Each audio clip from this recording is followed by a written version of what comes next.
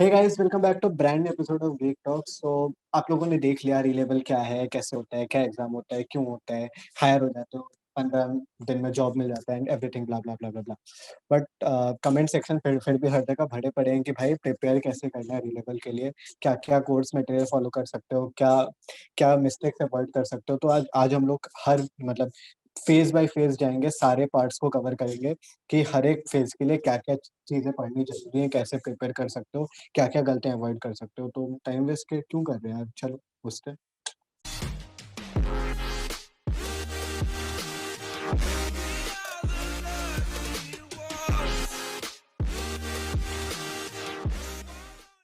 So let's start with the relevant website. So यहाँ पे हम लोग सबसे पहले जाते हैं, देखते हैं सिलेबस क्या है, ठीक है? तो पहले पहले टेस्ट स्ट्रक्चर देख लेते हैं, ठीक है? तो हमारे पास टेस्ट स्ट्रक्चर में क्या-क्या है? बैक टू बेसिक्स है, एक्सेस योर एल्गो है, क्रिएट योर फीचर है, ऑप्टिमाइज़ योर फीचर है एंड फेस द इंटरव्यू, ठीक है? क्लियर है।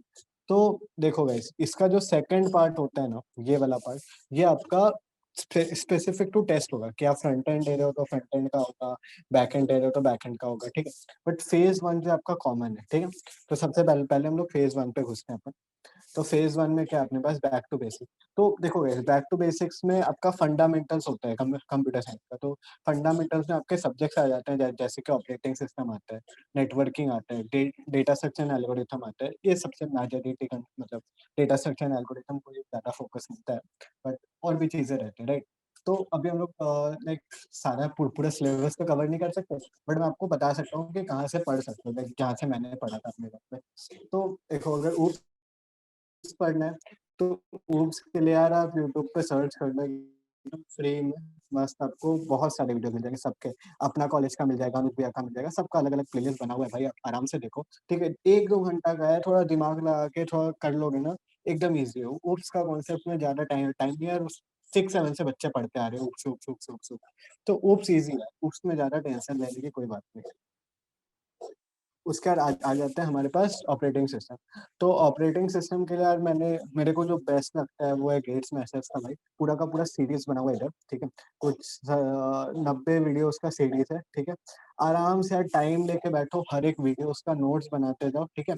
तो इसमें देखो सारा चीज़ पढ़ने का ज़रूरत नहीं है। कुछ-कुछ चीज़ ऐसी है जो गेट के स्पेसिफिक है, ठीक है? जो लगे ना कि बहुत ज़्यादा एडवांस चीज़ है या वो है, तो एक बार देख लेना कि नॉर्मल सिलेबस में क्या-क्या है, गेट के सिलेबस में क्या-क्या है, ठीक है?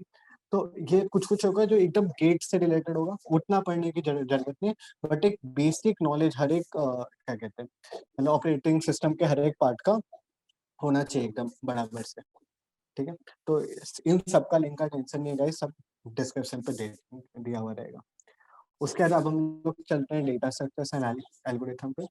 तो डेटा स्ट्रक्चर एल्गोरिथम भाई अब्दुल दरी सर का वीडियो है। सीरीज़ है पूरा, गज़ब का सीरीज़ है। सारा एल्गोरिथम पूरा डिटेल में कोड के साथ तुम लोग को कैसे काम कर रहा है, पूरा सर एकदम रफ मतलब ड्राई रन करके दिखाते हैं। तो इनके वीडियोज़ फ़ॉलो कर सकते हो। देखो, तो 3-4 प्लेलिस्ट हो गए, ठीक है? ये 3-4 प्लेलिस्ट को अगर अच्छे से कर लोगे ना, ठीक है? एकदम 3-4 प्लेलिस्ट को कि भाई ये हो गया, operating system done, DSA done, networking done. तो ये 3-4 प्लेलिस्ट कर लोगे, ऊप्स डन। तो तुम्हारा ये बैक टू बेसिक्स वाला जो है ना पूरा क्लियर हो जाएगा, ठीक है? और इस पे उतना टेंशन का बात नहीं होता है भाई, सिंपल एमसीक्यूज़ होते हैं, बेसिक कॉन्सेप्ट्स का आता है, उतना टफ नहीं होता। तुमको अगर सब चीज़ सारे जो भी टॉपिक्स होते हैं जैसे कि ने ऑपरेटिंग सिस्टम में टॉपिक्स होता है तुम्हारा प्रोसेस शेड्यूलिंग बोलता हूँ, प्रोसेस सिंक्रोनाइज़ेशन, फिर हो जाता है टेक्स्ट मैनेजमेंट जैसे। तो ये सब के टॉपिक्स के तुम लोग को स्लाइड आइडिया भी रहा ना, तो तुम लोग ये वाला बैक टू बेसिक्स आराम से क्लियर कर सकते हो। ओके?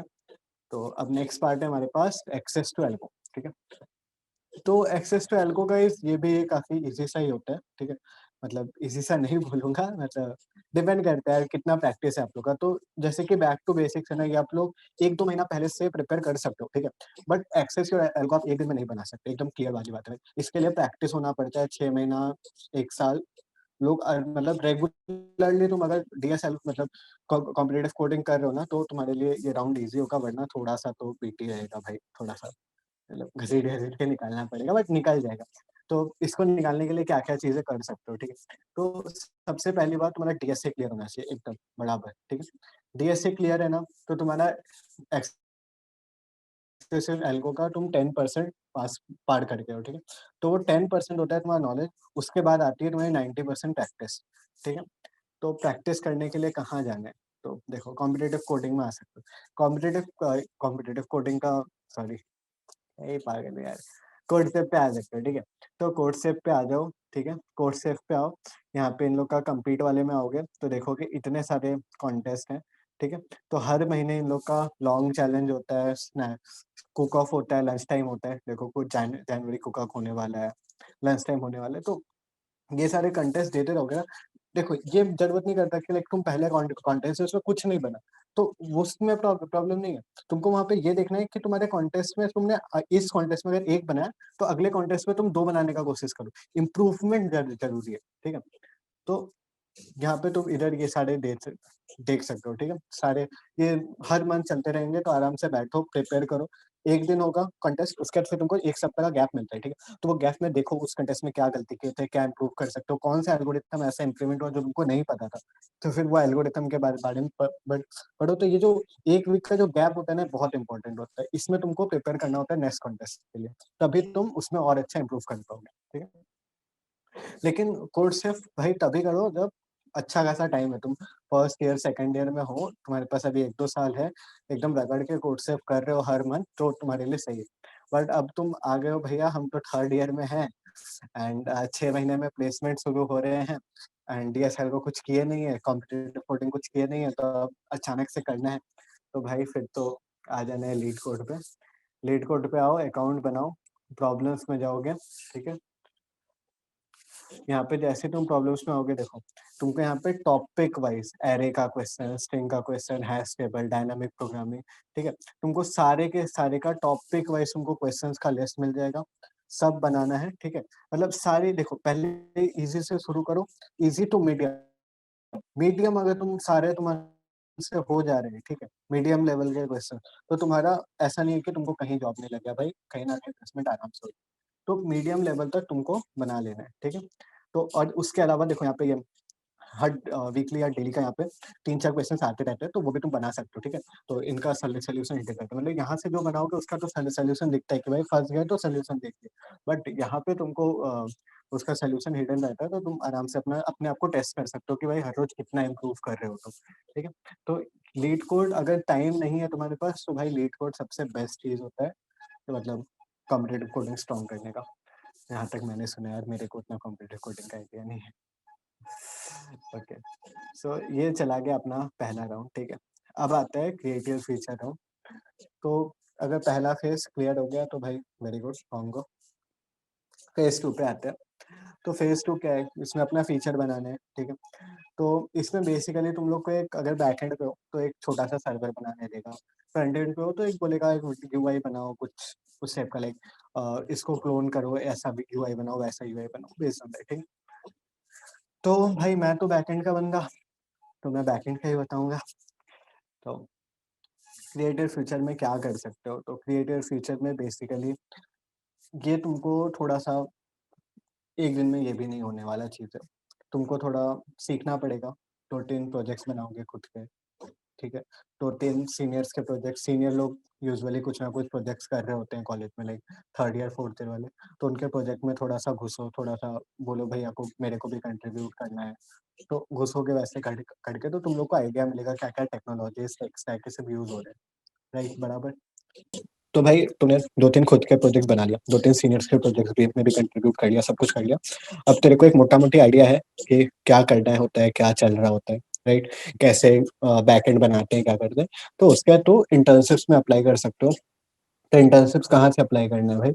इंटर्न्स वाला पे चले जाओ यार, भर्ती internship, like first year second year के लिए तो इतना है, मतलब गिन नहीं पाओगे भाई, इतना है। तो जाओ उसमें सब में अच्छे से एक रेज्यूमे बनाओ, फटाफट अप्लाई करो। रेज्यूमे में एक चीज ध्यान रखना कि अगर तुम्हारे रेज्यूमे में इंटर्नशिप्स नहीं है, ठीक है, तो तुम्हारे रेज्यूमे में प्रोजेक्ट्स अच्छे अच्छे होने चाहिए, ठीक है? क्योंकि यही दो चीजें जो तेरा एक्सपीरियंस बताते हैं कि भाई तूने कितना काम किया पहले। तो अगर तुम्हारे पास खुद के अच्छे प्रोजेक्ट्स है, अच्छे प्रोजेक्ट्स पे कंट्रीब्यूट किए हो, तो फिर जाओ इंटर्नशिप को। तो जब तुम इतना कुछ कर लियोगे तो तुमको अच्छा खासा बैकएंड का आइडिया हो जाना चाहिए या फिर फ्रंट एंड का आइडिया हो जाना चाहिए कि कैसे चीजें काम कर रही है, ठीक है। तो ये 2 राउंड तुम्हारा उसी के बेसिस पे तुम निकाल पाओगे कि तुम्हारा प्रीवियस एक्सपीरियंस कितना है एंड कितना तुमने प्रोजेक्ट्स पे, कितना कॉम्प्लेक्स प्रोजेक्ट्स पे काम किया, ठीक है। तो बट फिर भी एक सिंपल सा तुम लोग को मैं एक दिखा देता हूँ।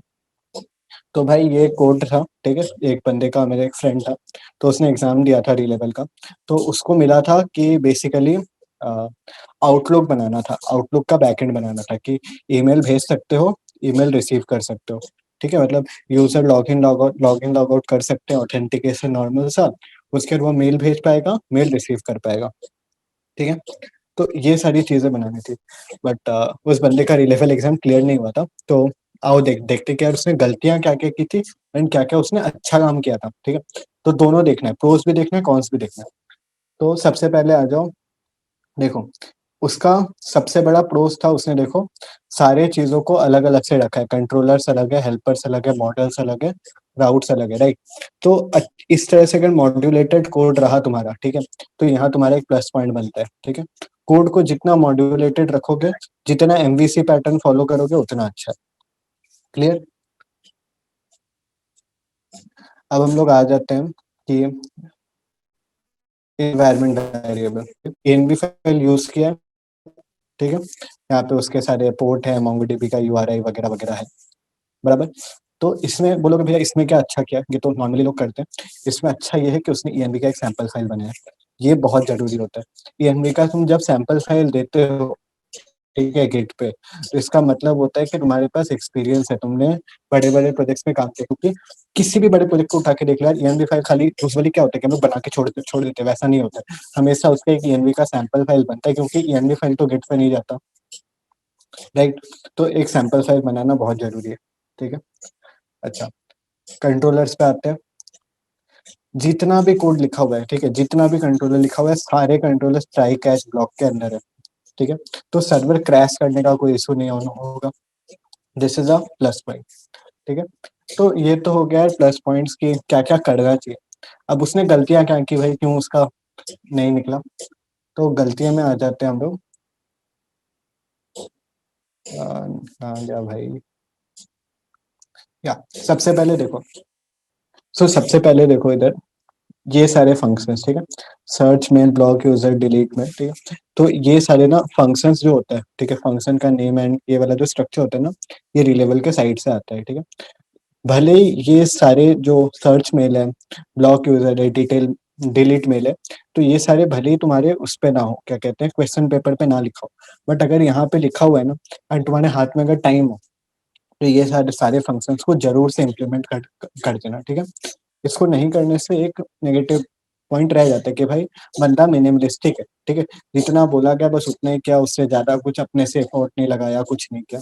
तो ये चीज एक, ठीक है। और आते हैं हम लोग, इसने सपोज इधर ये देखो सेंड मेल देख रहे हो, तो जब वो सेंड मेल का था, ठीक है, तो सेंड मेल का जो फीचर है यहाँ पे, उसमें तुम एक चीज देखोगे, यहाँ पे कोई वैलिडेशन नहीं लगाया है बंदे ने, ठीक है। तो इससे क्या होगा कि कोई भी कुछ भी डाल सकता है, ठीक है। सपोज मैं एक ऐसे बंदे को ईमेल आईडी भेज रहा हूँ जिसकी ईमेल आईडी एग्जिस्ट ही नहीं करती, तो उसको भी यहाँ पे दिखाएगा ईमेल आईडी चला गया, ठीक है। तो ये सारे वैलिडेशन उसने नहीं, ये देखो जस्ट बॉडी में रिसीवर्स आया, उसने डाल डाल दिया, ठीक है। एंड हम लोग मॉडल्स में आते हैं, ईमेल जेएस में आते हैं। तो ये देखो, यहाँ पे बस चेक किया है कि ईमेल है कि नहीं, ठीक है। यहाँ पे वो चेक ही नहीं कर रहा है कि रिसीवर्स का जो ईमेल है वो एक्चुअली डेटाबेस पे एग्जिस्ट करता है कि नहीं, ठीक है। तो ये चीज बहुत इंपॉर्टेंट है कि एक तो ईमेल क्या कहते हैं, ईमेल उसी बंदे को जाना चाहिए जहाँ पे जिसका अकाउंट एग्जिस्ट करता है, ठीक है। तो वो चीज एक इंपॉर्टेंट हुआ। दूसरी इंपॉर्टेंट चीज क्या है इधर, ये देखो, जो रिसीवर्स ईमेल, मतलब ये एक ही ईमेल की एंटिटी बन रही है, ठीक है।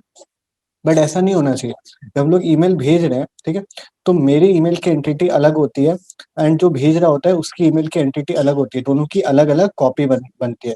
क्यों बनती है, बिकॉज ताकि सेंडर जो है वो बाद में किसी भी तरह से कुछ चेंजेस ना कर सके, एंड रिसीवर जो है वो भी कुछ, तो वो तो फिर बात की बात है भाई, तुम अलग अलग कॉपी बनाओ या ना बनाओ। तो इसका डेटाबेस स्ट्रक्चर का थोड़ा सा हम लोग और ठीक कर सकते हैं। एंड क्या कर सकते हैं यहाँ पे, इसने जो ये दिया है स्ट्रिंग ईमेल आईडी, उसके जगह पे हम लोग यूजर की डायरेक्ट हम लोग रेफरेंस, मतलब यूजर की जो अंडरस्कोर आईडी होती है, जो यूनिक आईडी होती है मोंगोडीबी की, वो इधर पे हम लोग रख सकते हैं, ठीक है।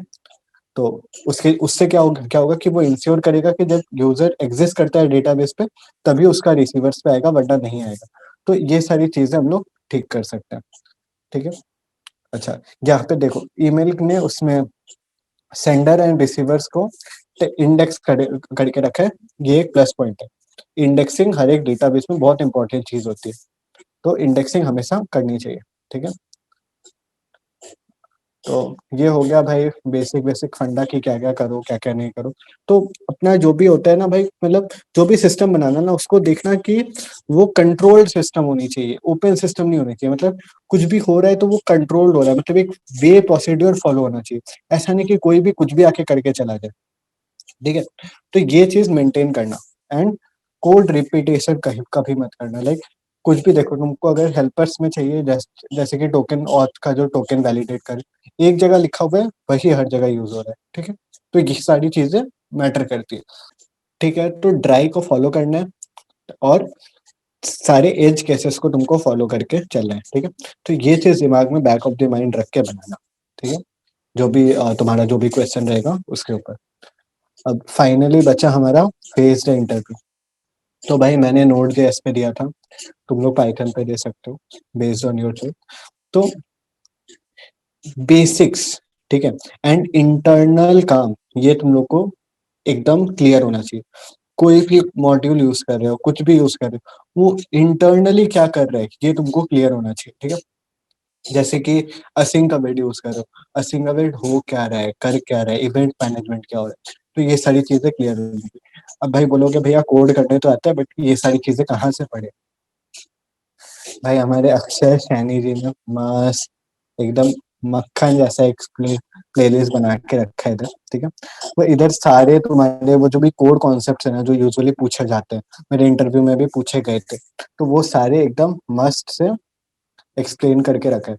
तो भाई इनका ये प्लेलिस्ट 21 वीडियो का है बस, ठीक है। ज्यादा टाइम नहीं लगेगा, ये जरूर से देख लेना इंटरव्यू के पहले, क्योंकि भाई ये तो आना ही आना है। मतलब इंटरव्यू में ये सारी चीजें नोट जेएस पे अगर दे रहे हो, तो ये सारी चीजें पूछी ही जाती है। होस्टिंग क्या होता है, कैसे इवेंट लूप काम करता है, कैसे क्या होता है, वैर में लेट में कॉन्स्ट में क्या डिफरेंस होता है, भाई ब्लॉक स्कोप क्या होता है, तो ये सब चीजें पूछी ही जाएंगी। तो ये वाली चीजें देख लेना, ठीक है। सबका लिंक डिस्क्रिप्शन में रहेगा, तो एकदम टेंशन वाली बात नहीं है। तो भाई अगर इतनी सारी चीजें अगर तुम कर लो, ठीक है, तो भाई मोटा मोटी तो तुम्हारा हो ही जाना है। मतलब एग्जाम क्लियर हो जाएगा, ठीक है। बट वही है कि बहुत सारी चीजें, मेरे लिए बोलना काफी इजी है, मैंने तुम लोग को इतना सारी चीजें बता दी, बट करना मुश्किल। तो ऐसा मैं सोचना यार कि एक दिन में पूरा सब कुछ कर लूंगा मैं, भाई आराम से मिनिमम 1-2 महीना का टाइम पहले से प्रिपेयर करना चालू करो, आराम से रहो।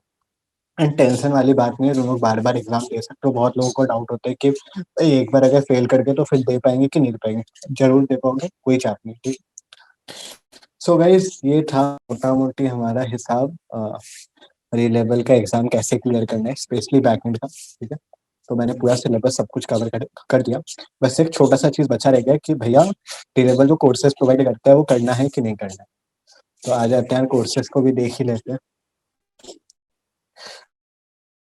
तो भाई कोर्स तो मैंने देखा है, बेसिक तुम लोग को पूरा प्रोग्रामिंग बेसिक्स से data structure algorithm backend development placement preparation सब कुछ ही बताएगा। बट भाई ये जो प्रोग्राम फीस है ना, 40,000 रुपया, थोड़ा सा भाई ओवर प्राइस्ड है, ठीक है, मेरे को जैसा लगता है, ठीक है।